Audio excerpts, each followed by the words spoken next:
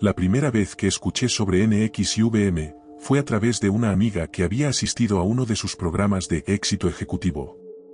Ella hablaba maravillas de los cursos de desarrollo personal, la comunidad y cómo las enseñanzas le habían cambiado la vida. La promesa de superación personal, habilidades de liderazgo y el atractivo de ser parte de un grupo élite de pensadores y triunfadores era, la verdad, embriagadora. Yo estaba en un momento de mi vida donde me sentía sin rumbo y ansiosa por algo que me diera propósito y comunidad. Asistí a mi primer seminario de NXIVM por curiosidad y me atrajo de inmediato la jerga sofisticada, la sensación de exclusividad y el liderazgo carismático de Kate Raniere. Los cursos eran caros, pero prometían un rápido crecimiento personal, lo que parecía un buen trato en ese momento. Los talleres eran intensos, llenos de largas horas de ejercicios introspectivos, discusiones grupales y lo que ellos llamaban entrenamiento ético. Todo se sentía como un paso hacia convertirme en una mejor versión de mí misma. Con el tiempo, me involucré más profundamente, ascendiendo en los rangos de su plan de estudios. Conocí a muchas personas inteligentes y exitosas que parecían genuinamente transformadas por sus experiencias. Formaba parte de una comunidad que celebraba el empoderamiento personal y parecía rechazar las normas sociales convencionales en favor de un enfoque más iluminado de la vida. La jerga, términos como PEP, programas de éxito personal, movimiento ético, y vanguardia, para referirse al mismísimo Raniere, nos daban una sensación de pertenencia a algo especial, casi como una sociedad secreta. La estructura de NXIVM también era intrigante. Era jerárquica, con círculos internos a los que podías ascender demostrando lealtad, inversión financiera y adhesión a las enseñanzas. Siempre había otro nivel que alcanzar, otro curso que tomar, otra forma de eliminar tus limitaciones. Este constante empuje por más se disfrazaba de crecimiento personal, pero en realidad era una herramienta de control, algo que no comprendí completamente en ese momento. Recuerdo la primera vez que conocí a Kate Raniere, o vanguardia, como lo llamaban sus seguidores. Tenía esta aura de omnisciencia, como si pudiera ver a través de ti hasta tus problemas más profundos. Sus charlas eran hipnotizantes, llenas de reflexiones filosóficas y trucos psicológicos que parecían elevar tu comprensión del mundo. Pero mirando hacia atrás, también eran manipuladoras, diseñadas para hacerte dudar de ti misma y depender de su guía. Mi percepción solo comenzó a cambiar realmente cuando me invitaron a unirme a lo que describieron como un grupo aún más élite dentro de NXIVM, llamado DOS. Me dijeron que era una hermandad para mujeres comprometidas con niveles más profundos de disciplina personal y empoderamiento, liderada por mujeres para mujeres. El secreto y la promesa de un nivel aún más alto de evolución personal eran intrigantes, pero la iniciación en DOS fue diferente a todo lo que había experimentado antes en NXIVM. Fue aquí donde la fachada comenzó a desmoronarse. Me pidieron que proporcionara información personal sensible o fotos comprometedoras como señal de confianza y compromiso. Esto se justificaba como una forma de asegurar mi dedicación al secreto del grupo y a mi crecimiento personal. La incomodidad fue inmediata, pero estaba demasiado inmersa en la mentalidad de NXIVM, demasiado ciega por la anexia, para ver lo que realmente era al principio. La revelación llegó cuando supe de la ceremonia de marcación. Las mujeres no solo se comprometían con un grupo, sino que estaban siendo marcadas con un símbolo que, sin que ellas lo supieran en ese momento, era una combinación de las iniciales de Kate Raniere y su socia, Alison Mack. La marcación se hacía bajo el pretexto de un ritual de hermandad, pero la realidad era mucho más siniestra. Era una señal de propiedad, una marca de esclavitud. Me horroricé. La realización de que lo que pensé que era un grupo de empoderamiento era en realidad una fachada para una dinámica amo-esclavo fue devastadora.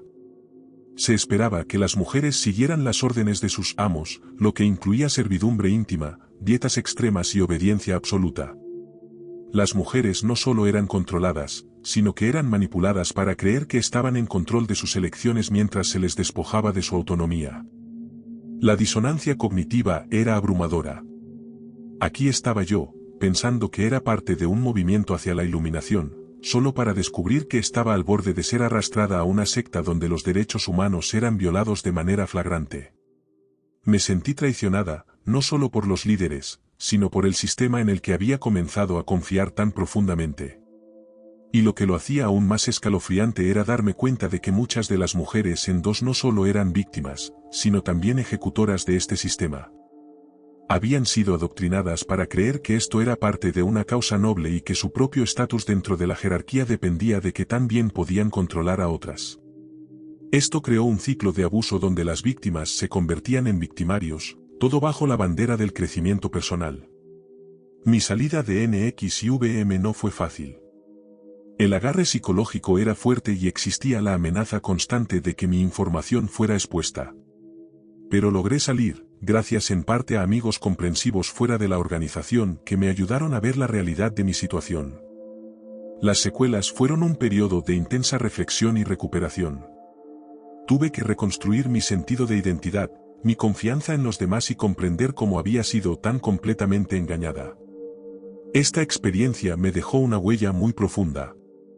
Me enseñó a desconfiar de a dónde puede llevar el camino hacia la superación personal, especialmente cuando exige secreto, lealtad ciega y la renuncia a la autonomía personal. Fue una dura lección sobre la importancia del pensamiento crítico y los peligros del liderazgo carismático sin control ni rendición de cuentas.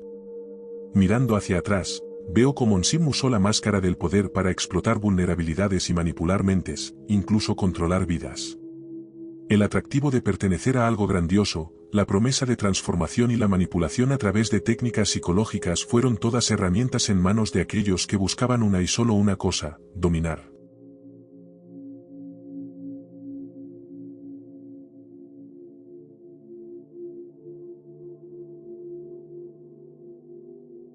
Me llamo Darío. Soy de Cornualles, y no sé si esto cuenta como una historia de terror en el sentido tradicional, pero a mí me asustó, así que tal vez a ustedes también. Básicamente, hace unos años me enteré de que un antiguo compañero de clase se había convertido en la persona más joven en el Reino Unido en ser condenada por terrorismo. La policía allanó la casa de sus padres en 2019 y le pusieron un apodo después de encontrar instrucciones sobre cómo hacer bombas. Fue a juicio por ello, pero logró evitar la cárcel debido a lo joven que era cuando descargó las instrucciones. El periódico local dijo que era neonazi, y no lo discuto porque, aparentemente, la policía encontró un montón de cosas de Hitler cuando allanaron su habitación. Pero cuando investigué por mi cuenta, había mucho más que eso. Cuando me enteré por primera vez, leí todos los artículos que pude conseguir al respecto. Solíamos ser muy amigos con este tipo en 7º y 8º grado, y parecía un buen chico en aquel entonces. Pero luego, aparentemente, después de que yo me cambié de escuela al comienzo del 9º grado, él empezó a ir por un camino muy oscuro. Todo esto me tocó muy de cerca, así que se imaginarán que quería saber lo más posible al respecto, principalmente porque quería entender qué había salido tan mal en la vida de este tipo para que pensara en hacer bombas. Y así fue como lo descubrí, mientras leía un artículo en línea, que mi viejo amigo había estado visitando el sitio web de un grupo conocido como 09A. El artículo pasó por alto los detalles sobre el grupo y solo mencionó que eran neonazis, y siguió adelante. Pero, como dije, había mucho más que eso. Habiendo leído mucho sobre varios grupos neonazis del Reino Unido mientras investigaba el arresto de mi viejo amigo, el nombre 09A me llamó la atención de inmediato porque nunca había oído hablar de él antes. Había leído sobre el Frente Nacional, Acción Nacional y grupos como Combat 18, pero nunca nada sobre un grupo llamado O9A, así que, por pura curiosidad, decidí investigar un poco sobre ellos para ver en qué se había metido mi viejo amigo. Y desde el momento en que puse el nombre en Google, creo que quedé boquiabierto todo el tiempo. O9A significa la orden de los 9 ángulos, y son ángulos, no ángeles. Y para decirlo de la manera más sencilla posible, son satanistas nazis. Quieren derribar la sociedad, que creen que está controlada por judíos, y construir una nueva basada en el paganismo y una especie de mentalidad de supervivencia del más fuerte. Una de sus grandes creencias es el sacrificio humano, que piensan que acelerará la caída de la civilización. Pero no se andan con rodeos cuando se trata de infligir sufrimiento y cosas así, como descubrí por mí mismo cuando los investigué. En el verano de 1997, 2 miembros suecos de la 09A cometieron el asesinato de Killers Park, donde esos 2 tipos intentaron sacrificar ritualmente a un hombre argelino. Luego, en 2019, Se descubrió que un soldado estadounidense era miembro de la Orden de los Nueve Ángulos y estaba planeando secuestrar y matar a sus compañeros soldados en nombre de Satanás. Sé que probablemente estén pensando, ok, hasta ahí te seguía, estás tratando de hacernos creer que hay terroristas satánicos en el ejército estadounidense, pero por favor, si creen que les estoy tomando el pelo, investíguenlo. El tipo se llama Ethan Meltzer, y hay un artículo del New York Times sobre todo el asunto. Y esto es real, no solo una de esas historias de terror en Internet. Al año siguiente, se descubrió que otro soldado era miembro de O9A, solo que este era miembro de un grupo dentro de la 09A llamado, las Waffenrappe. Este grupo de escorias ideó la idea de violar chicas blancas y embarazarlas para que nacieran más bebés blancos. Como dije, a estas alturas mi mandíbula estaba firmemente en el suelo mientras leía cosas así, y como legítimamente suena a fanfiction descabellada, tuve que detenerme e investigar todo esto mientras lo leía, solo para descubrir que, sí, todo era verdad. Otra historia que sonaba demasiado loca para ser verdad fue la de otro miembro de la Orden de los Nueve Ángulos, cuyo nombre tengo a mano, se llama Luke Austin Lane. Él y dos amigos fueron atrapados planeando el asesinato de una pareja de Antifa, y sí, no soy fanático de Antifa, pero este tipo realmente estaba planeando matar a los hijos de esta pareja delante de ellos antes de acabar con ellos a su vez. ¿Son niños, hombre? ¿Qué clase de escoria ejecuta deliberadamente a niños inocentes así? Y simplemente no podía creer lo que estaba leyendo, pero seguía y seguía. Para prepararse para los asesinatos, Luke Lane y sus amigos mataron una oveja, bebieron su sangre y luego tomaron mucho LSD o hongos o algo así para emprender una especie de viaje espiritual.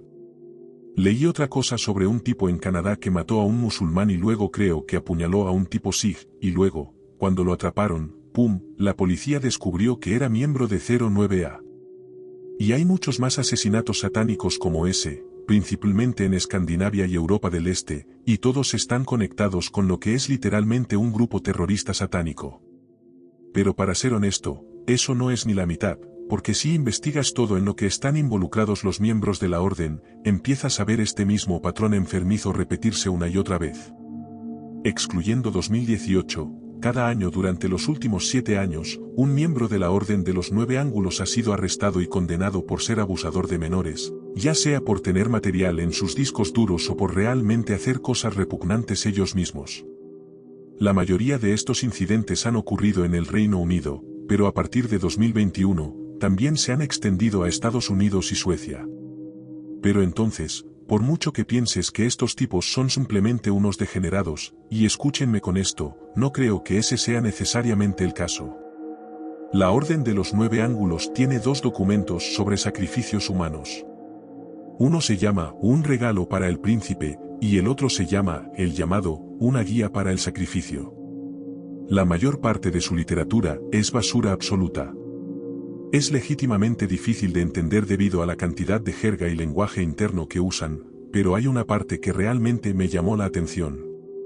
Algo que me hace pensar que todo lo de abuso sexual infantil es básicamente parte de su ética. La orden dice que el sacrificio humano no se limita solo a matar personas. Si estuvieran quemando y decapitando gente cada semana, los atraparían en un santiamén, ¿verdad? Bueno, para propagar continuamente el sufrimiento humano sin alertar demasiado a las autoridades, la orden distribuye material de abuso sexual infantil como una forma de alimentar el mal, si eso tiene sentido. A mí también me sonó descabellado al principio, se los prometo, pero cuanto más leía y más pensaba en ello, más empezaba a tener esta horrible clase de sentido para mí.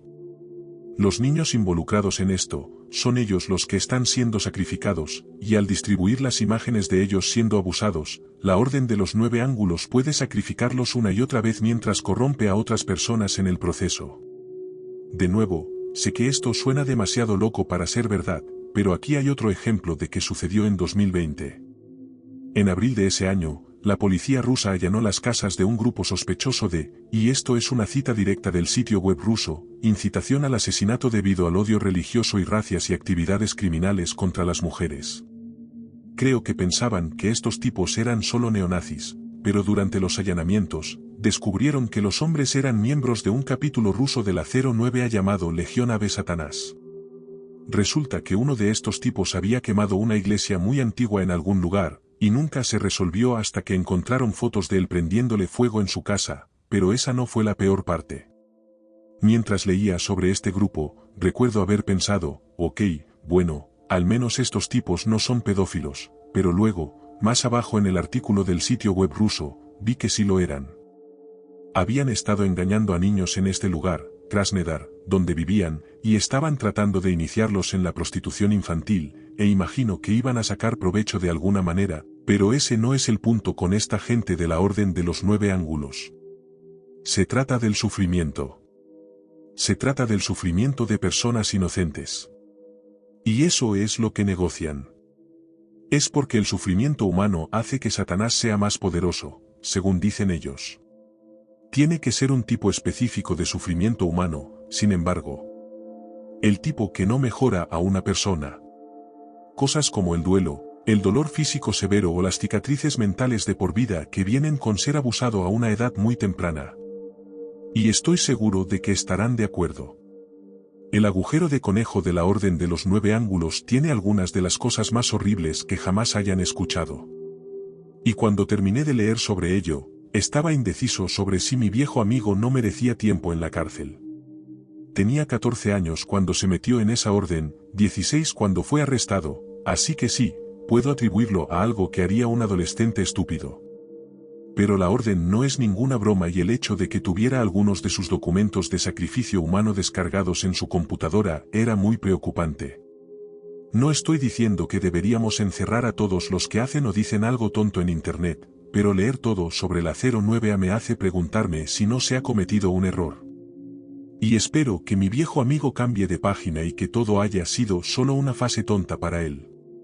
Quiero decir, definitivamente lamenta que lo hayan atrapado porque sé con certeza que tiene todo tipo de restricciones impuestas. Y no me pregunten cómo lo sé. Todo el mundo conoce a todo el mundo en Cornualles, pero sé que no puede entrar en ciertos sitios web ni hablar con ciertas personas, y si lo hace, se mete en serios problemas.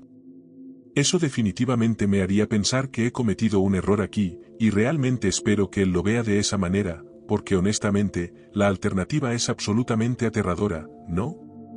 Si sigue adelante con su vida y se convierte en algo tonto que hizo cuando era un muchacho, entonces bien por él, pero si no, bueno, me imagino que estaré leyendo sobre él en algún momento en el futuro por cualquier cosa terrible que haga en nombre del diablo.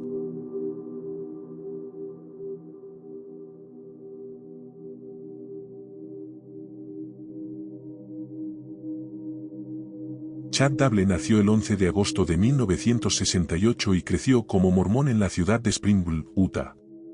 Tras graduarse de la preparatoria, fue aceptado en la Universidad Brigham Young, pero un año después de comenzar sus estudios, solicitó ser misionero y pasó 2 años en Nueva Jersey. Al regresar a la universidad, Chad se graduó con una licenciatura en periodismo y comenzó a trabajar como editor para el periódico The Standard Examiner en Ogden. En 1990, a los 22 años, Chad se casó con una joven llamada Tammy Douglas, y la pareja pronto tuvo a su primer hijo. Externamente, Chad vivía como un mormón ejemplar, pero en secreto, comenzó a cultivar pensamientos y pasatiempos perturbadores. Por ejemplo, durante su época universitaria, desarrolló un interés morboso por los cementerios. Lo inició como un trabajo nocturno cavando tumbas, pero con el tiempo, parecía disfrutar excavar fosas nuevas junto a las ya ocupadas. Incluso después de conseguir su trabajo como editor, Chad mantuvo un segundo empleo como sepulturero en el cementerio de Springville. Renunció a finales de los 90, pero solo para obsesionarse con un nuevo y macabro pasatiempo. En 2001, Chad publicó Un pie en la tumba, un libro de no ficción sobre sus experiencias en cementerios. Gracias a sus reflexiones sobre el duelo y la mortalidad, el libro tuvo buena recepción. Pero para su siguiente proyecto, Chad dio un giro radical, comenzó a escribir ficción apocalíptica con tintes mormones, historias que retrataban futuros distópicos. Sus personajes solían ser versiones apenas disimuladas de familiares y amigos, y los temas recurrentes incluían voces sobrenaturales que daban instrucciones a los protagonistas. Cuando le preguntaban de dónde surgían estas ideas, Chad daba una respuesta inquietante. En el prólogo de una de sus novelas, explicó que, tras sufrir 2 experiencias cercanas a la muerte, había logrado ver, más allá del velo. No invento nada de lo que escribo, aseguraba. No soy tan creativo. Mi velo rasgado permite que la información del otro lado se descargue en mi mente. Las escenas que veo son eventos reales que sucederán. Sus declaraciones fascinaron a algunos sectores de su audiencia, pero muchos rechazaron sus teorías y tramas cada vez más extravagantes. Para 2009, sus lectores disminuían, y Chad comenzó a enfocarse en un grupo radical de mormones. Para complementar sus ingresos, daba charlas en eventos de la Iglesia de Jesucristo de los Santos de los Últimos Días, SUD, sobre el fin del mundo. Con los años, sus convicciones se volvieron más extremas.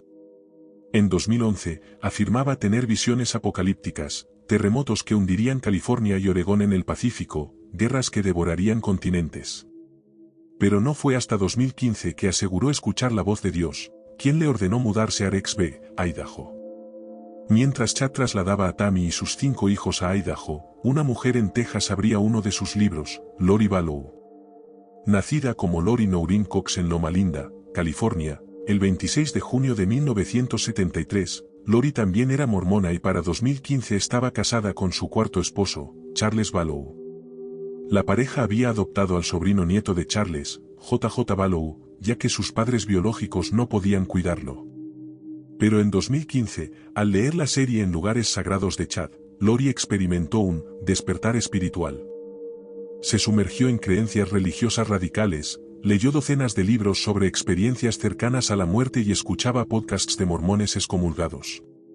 3 años después, en octubre de 2018, Lori asistió a un evento religioso en Utah llamado Preparando al Pueblo. Uno de los expositores era Chad Daybell. Fascinada por sus descripciones del fin de los tiempos, Lori lo abordó después de una charla y comenzó a coquetear con él. Chad le dijo que creía que habían estado casados en vidas pasadas. Tras intercambiar números, iniciaron una relación secreta. Bajo la fachada de un vínculo profesional, aparecieron juntos en episodios del podcast Preparando al Pueblo. Con el tiempo, formaron un pequeño pero fanático culto. Chad lo llamó la Iglesia de los Primogénitos y se autoproclamó su líder. El grupo incluía a Lori, su hermano Alex Cox, y sus amigas Melanie Gibb y Zulema Pastenes, quien terminó casada con Alex. Todos habían sido mormones devotos, pero bajo las órdenes de Chad, abandonaron sus creencias con aterradora facilidad. Aunque rechazados por la Iglesia mormona, la reencarnación era clave en las creencias de Chad. Él afirmaba haber vivido 31 vidas anteriores, algunas en planetas lejanos como xenomorfos avanzados, y una como Santiago el Menor, figura del cristianismo primitivo. Lori, por su parte, había tenido 21 vidas, 5 junto a Chad. Según él, estaban sellados, tras matrimonios en vidas pasadas, lo que anulaba sus uniones terrenales. Cuando una seguidora sugirió que divorciaran a sus cónyuges, Lori alegó que, el otro lado del velo, se lo prohibía. Chad y Lori juzgaban a los demás con un sistema de puntuación, los iluminados, asociados con Cristo, y los oscuros, poseídos por Satanás. Quienes tenían bajos puntajes eran considerados zombies irremediables, y según ellos, la única solución era la muerte. Con el tiempo, sus creencias se radicalizaron. Chad predijo que el fin del mundo llegaría el 22 de julio de 2020. Decía ser guiado por ángeles, mientras Lori se proclamaba una diosa exaltada. Para entonces, Lori ya despreciaba a Charles. En febrero de 2019, le dijo que no le importaba su matrimonio ni JJ, y desapareció por 3 meses. Al regresar, una discusión violenta estalló. Lori acusó a Charles de estar poseído por un espíritu llamado Ned Snyder y lo amenazó de muerte. Charles intentó salvar su matrimonio, pero Lori, en mensajes secretos con Chad y Alex, lo llamaba Ned o Hiplos, el demonio que lo habitaba. Lo declararon un zombie, y planearon su muerte. El 11 de julio de 2019, Charles fue a recoger a JJ a la casa de Lori, pero Alex Cox lo asesinó a tiros. La policía no presentó cargos, alegando legítima defensa. Poco después, Lori se mudó a Rexby, Idaho, cerca de Chad. Los vecinos notaron que JJ actuaba de forma extraña y lo dejaban jugar solo horas. Lori mintió, diciendo que era el hijo drogadicto de su sobrina. En septiembre de 2019, Lori y Alex llevaron a Tylee, hija de Lori, a Yellowstone. Solo ellos regresaron. Lori mintió diciendo que Tylee había entrado a la universidad. Días después, JJ también desapareció. Mientras tanto, Chad predijo la muerte de su esposa Tammy, a quien acusó de estar poseída. El 19 de octubre de 2019, un hombre enmascarado intentó matarla, pero el arma falló. 10 días después, Tammy apareció muerta en su casa. Chad alegó causas naturales, pero en su funeral, los asistentes notaron su frialdad. Para noviembre de 2019, la policía investigó la desaparición de JJ y Tylee. Chad y Lori mintieron, huyeron a Hawái, pero fueron arrestados. En junio de 2020, hallaron los cuerpos de los niños enterrados en el jardín de Chad. Tylee estaba quemada y mutilada, JJ, asfixiado con una bolsa. Lori fue condenada a cadena perpetua. Chad, sentenciado a muerte en 2024, espera su ejecución en Idaho. Si sus creencias en la reencarnación eran sinceras, quizás no tema a la muerte. Pero si todo fue una farsa, enfrentará el mismo terror que sus víctimas.